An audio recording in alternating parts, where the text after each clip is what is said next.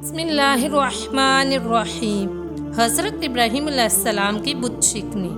حضرت ابراہیم علیہ السلام نے بت پرستی کے معاملے میں پہلے تو اپنی قوم سے مناظرہ کر کے حق کو ظاہر کر دیا، مگر لوگوں نے حق کو قبول نہیں کیا، بلکہ یہ کہا کہ کل ہماری عید کا دن ہے اور ہمارا ایک بہت بڑا میلہ لگے گا، وہاں آپ چل کر دیکھیں کہ ہمارے دین میں کیا لطف اور کیسی بہار ہے۔ اس قوم کا یہ دستور تھا کہ سالانہ ان لوگوں کا ایک میلہ لگتا تھا۔ لوگ ایک جنگل میں جمع ہوتے اور دن بھر لہو لعاب میں مشغول رہ کر شام کو بت خانہ میں جا کر بتوں کی پوجا کرتے اور بتوں کے چڑھاوے مٹھائیوں اور کھانوں کو پرساد کے طور پر کھاتے۔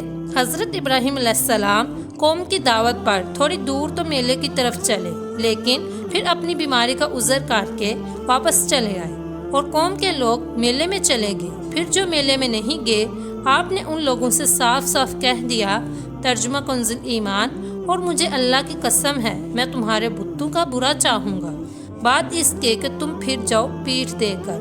چنانچہ اس کے بعد آپ ایک کلہاڑی لے کر بت خانے میں تشریف لے گئے اور دیکھا کہ اس میں چھوٹے بڑے بہت سے بت ہیں اور دروازے کے سامنے ایک بہت بڑا بت ہے۔ ان چھوٹے معبودوں کو دیکھ کر توحید الہی کے جذبے سے آپ جلال میں آ گئے اور کلہاڑی سے مار مار کر بتوں کو چکنا چور کر ڈالا اور سب سے بڑے بت کو چھوڑ دیا اور کلہاڑی اس کے کندھے پر رکھ کر آپ بت خانے سے باہر چلے آئے۔ قوم کے لوگ جب میلے سے واپس آ کر بت پوجنے اور پرساد کھانے کے لیے بت خانے میں گھسے تو یہ دیکھ کر حیران رہ گئے کہ ان کے دیوتا نور پھوٹے پڑے ہوئے ہیں۔ ایک دم سب بکھلا گئے اور شور مچا کر چلانے لگے، ترجمہ کنز ایمان، کس نے ہمارے خداؤں کے ساتھ یہ کام کیا، بے شک وہ ظالم ہے۔ کچھ لوگوں نے کہا کہ ہم نے ایک جوان کو جس کا نام ابراہیم ہے اس کی زبان سے ان بتوں کو برا بھلا کہتے ہوئے سنا ہے۔ قوم نے کہا کہ اس جوان کو لوگوں کے سامنے لاؤ، شاید لوگ گواہی دیں کہ اس نے بتوں کو توڑا ہے۔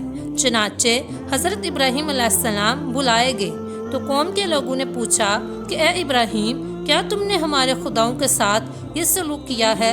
تو حضرت ابراہیم علیہ السلام نے فرمایا کہ تمہارے اس بڑے بت نے کیا ہوگا، کیونکہ کلہاڑی اس کے کاندھے پر ہے۔ آخر تم لوگ اپنے ان ٹوٹے پھوٹے خداؤں ہی سے کیوں نہیں پوچھتے کہ کس نے تمہیں توڑا ہے؟ اگر یہ بت بول سکتے ہوں تو انہی سے پوچھ لو، وہ خود بتا دیں گے کہ کس نے انہیں توڑا ہے۔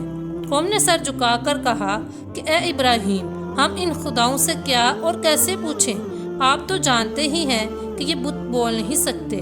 یہ سن کر حضرت ابراہیم علیہ السلام نے جلال میں تڑپ کر فرمایا، ترجمہ کنز ایمان، کہا تو کیا اللہ کے سوا ایسے کو پوچھتے ہو جو نہ تمہیں نفع دے اور نہ نقصان پہنچائے؟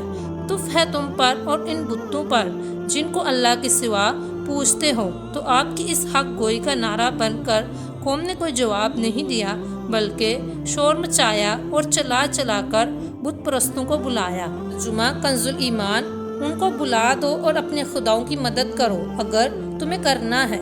چنانچہ ظالموں نے اتنا لمبا چوڑا آگ کا الاؤ جلایا کہ اس آگ کے شعلے اتنے بلند ہو رہے تھے کہ اس کے اوپر سے کوئی پرندہ بھی اڑ کر نہیں جا سکتا تھا۔ پھر آپ کو ننگے بدن کر کے ان ظلم و ستم کے مجسموں نے ایک گوپن کے ذریعے اس آگ میں پھینک دیا اور اپنے اس خیال میں مگن تھے کہ حضرت ابراہیم علیہ السلام جل کر راکھ ہو گئے ہوں گے، مگر احکم الحاکمین کا فرمان اس آگ کے لیے صادر ہو گیا کہ ترجمہ کنز ایمان، ہم نے فرمایا اے آگ ہو جا ٹھنڈی اور سلامتی ابراہیم پر۔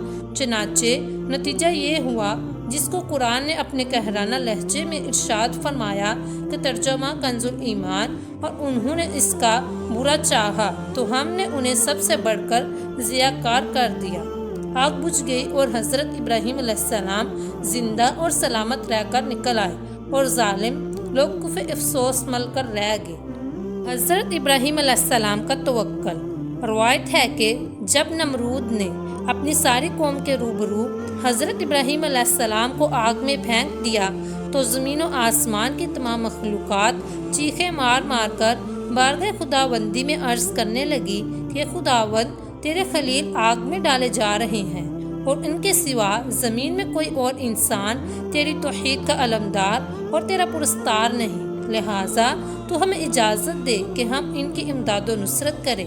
تو اللہ تعالیٰ نے فرمایا کہ ابراہیم میرے خلیل ہیں اور میں ان کا معبود ہوں، تو اگر حضرت ابراہیم علیہ السلام تم سبوں سے فریاد کر کے مدد طلب کریں تو میری اجازت ہے کہ سب ان کی مدد کرو، اور اگر وہ میرے سوا کسی اور سے کوئی مدد طلب نہ کریں تو تم سب سن لو کہ میں ان کا دوست اور حامی و مددگار ہوں، لہٰذا تم اب ان کا معاملہ میرے اوپر چھوڑ دو۔ اس کے بعد آپ کے پاس پانی کا فرشتہ آیا اور کہا کہ اگر آپ فرمائیں تو میں پانی برسا کر اس آگ کو بجھا دوں۔ پھر ہوا کا فرشتہ حاضر ہوا اور اس نے کہا کہ اگر آپ کا حکم ہو تو میں زبردست آندھی چلا کر اس آگ کو اڑا دوں۔ تو آپ نے ان دونوں فرشتوں سے فرمایا کہ مجھے تم لوگوں کی کوئی ضرورت نہیں، مجھ کو میرا اللہ کافی ہے اور وہی میرا بہترین کارساز ہے، وہی جب چاہے گا اور جس طرح اس کی مرضی ہوگی میری مدد فرمائے گا۔ کون سی دعا پڑھ کر آپ آگ میں گئے؟ ایک روایت میں یہ بھی آیا ہے کہ جب کافروں نے آپ کو آگ میں ڈالا تو آپ نے اس وقت یہ دعا پڑھی، لا الہ الا انت سبحانک لک الحمد ولک الملک لا شریک لک۔ اور جب آپ آگ کے شعلوں میں داخل ہو گئے تو حضرت ابراہیم علیہ السلام تشریف لائے اور کہا کہ اے خلیل اللہ، کیا آپ کو کوئی حاجت ہے؟ تو آپ نے فرمایا کہ تم سے کوئی حاجت نہیں۔ تو حضرت ابراہیم علیہ السلام نے کہا کہ پھر خدا ہی سے اپنی حاجت عرض کیجیے۔ تو آپ نے جواب دیا کہ وہ میرے حال کو خوب جانتا ہے، لہٰذا مجھے اس سے سوال کرنے کی کوئی ضرورت ہی نہیں ہے۔ اس وقت حضرت ابراہیم علیہ السلام کی عمر شریف 16 یا 20 برس کی تھی۔ اب کتنی دیر تک آگ میں رہے؟ اس بارے میں کہ آپ کتنی مدت تک آگ کے اندر رہے 3 اقوال ہیں۔ نمبر 1، بعض مفسرین کا قول ہے کہ 7 دنوں تک آپ آگ کے شعلوں میں رہے۔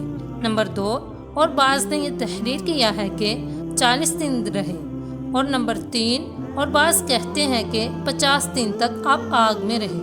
درس ہدایت، اس واقعے سے ان لوگوں کو تسلی ملتی ہے جو باطل کی طاغوتی طاقتوں کے بالمقابل استقامت کا پہاڑ بن کر ڈٹ جاتے ہیں۔ اگر آپ کو ویڈیو پسند آئی ہو تو ویڈیو کو لائک کریں، شیئر کریں اور چینل کو سبسکرائب کریں۔ شکریہ۔